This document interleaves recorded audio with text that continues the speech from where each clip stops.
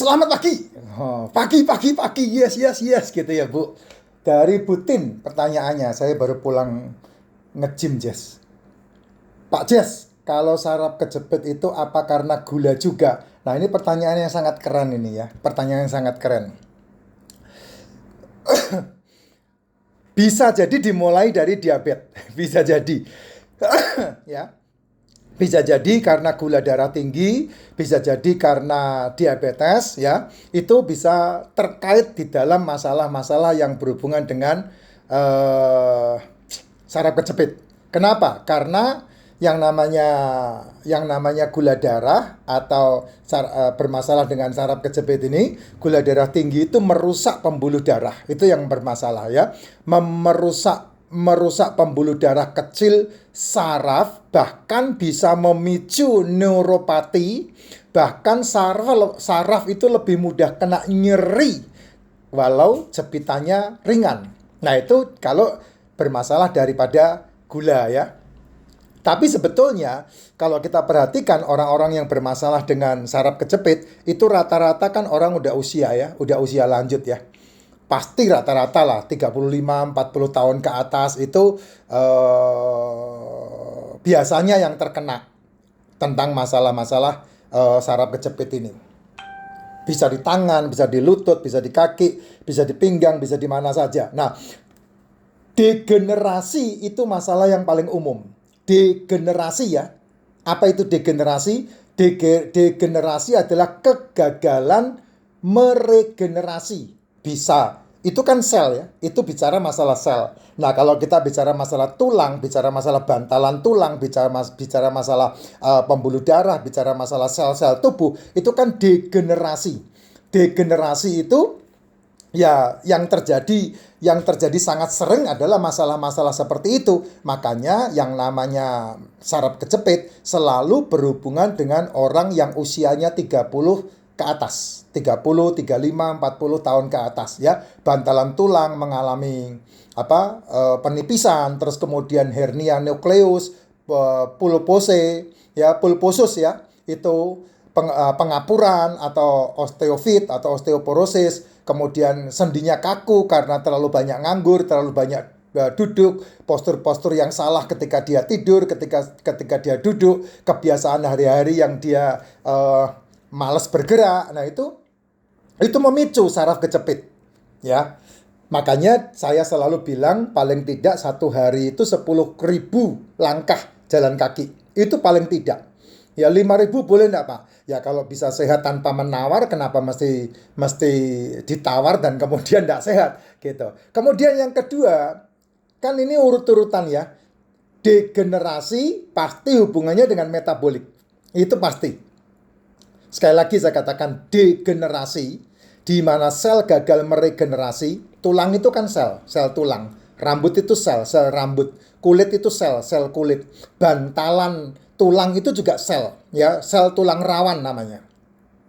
Nah, gangguan yang berhubungan dengan degenerasi pasti berurusan dengan metabolik. Nah, metabolik itu peran penting kedua untuk menjadi masalah yang namanya saraf kejepit tadi. Contoh, resistensi insulin itu kan terjadi karena metabolik, di mana kamu berusaha menurunkan gula darah, tetapi kamu tidak menghilangkan atau men-skip atau memotong asupan yang berhubungan dengan gulanya. Terjadilah resistensi insulin. Nah, kalau terjadi resistensi insulin, itu bisa jadi kena diabetes tipe 2. Tapi kalau sudah pankreasnya gagal pankreas, itu berarti diabetes tipe 1. Sehingga terjadilah yang namanya sindrom metabolik. Itu yang paling kelihatan di depan mata. Yang kedua yang berhubungan dengan obesitas.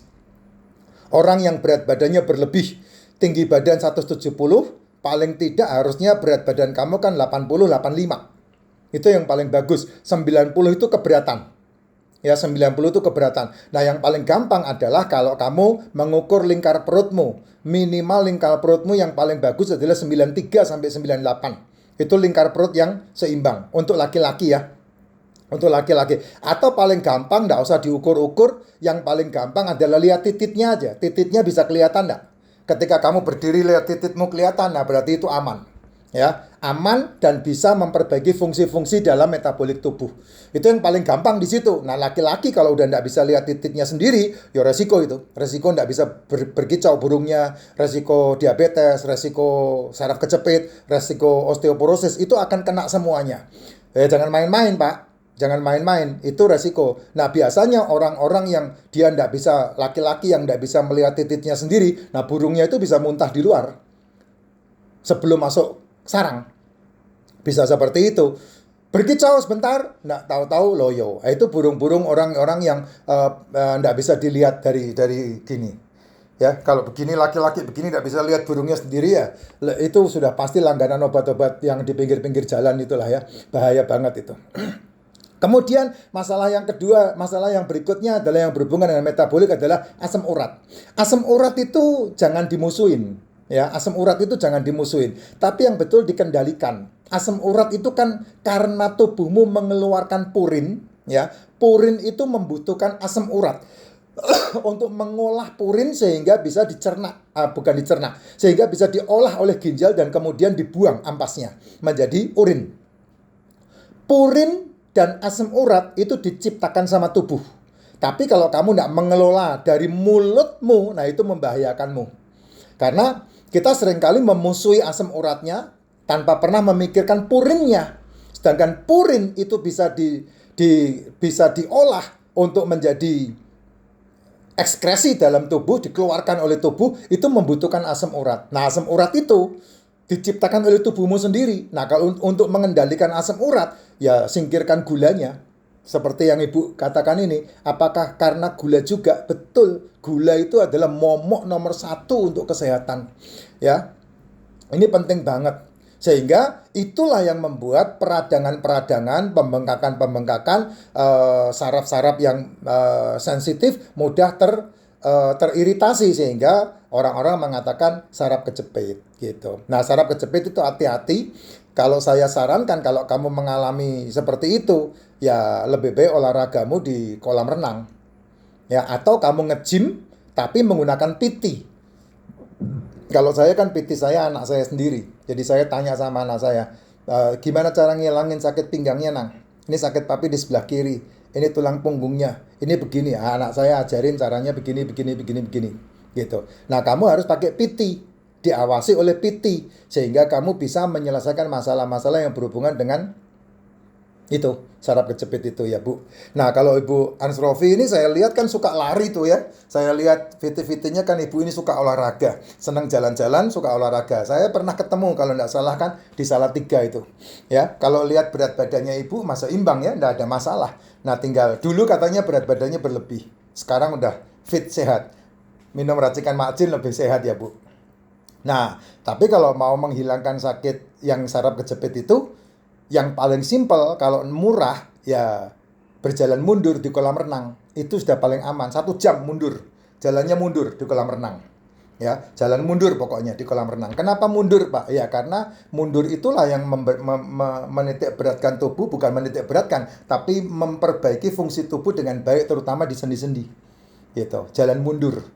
Jalan mundur. Nah, sekarang ini ada olahraga yang bagus banget di kolam itu. Saya nggak tahu olahraganya itu menggunakan dumbbell ringan tapi berat di dalam air. Karena kalau dumbbell besi kan di atas ya, diangkat ke atas ya. Kalau ini turunkan ke bawah. Nah, itu bisa diikuti itu, ya. Terus kemudian ada alat apungnya sehingga menggerakkan kakinya aja gitu. Itu membantu banget untuk masalah-masalah. Tapi terlebih dari itu, yang paling bagus adalah memperbaiki sistem metabolik tubuhnya.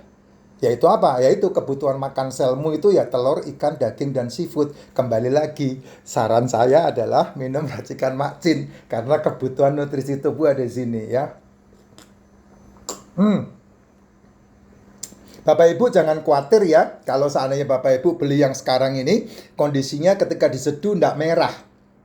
Karena memang ada campuran yang saya masukkan, itu bagus untuk otak. Hanya dia menyerap warna merah itu, sehingga warnanya pasti kuning. Ya, kayak model teh apa itu. Ya, karena itu membantu kita untuk memiliki otak yang cerdas. Untuk anak-anak bagus banget. Yang sekarang ini ya, makanya yang dulu 8 elemen, sekarang ini sudah 12 elemen atau ya 12 atau 14 elemen. Saya Saya minta diubah ininya. Monggo silahkan.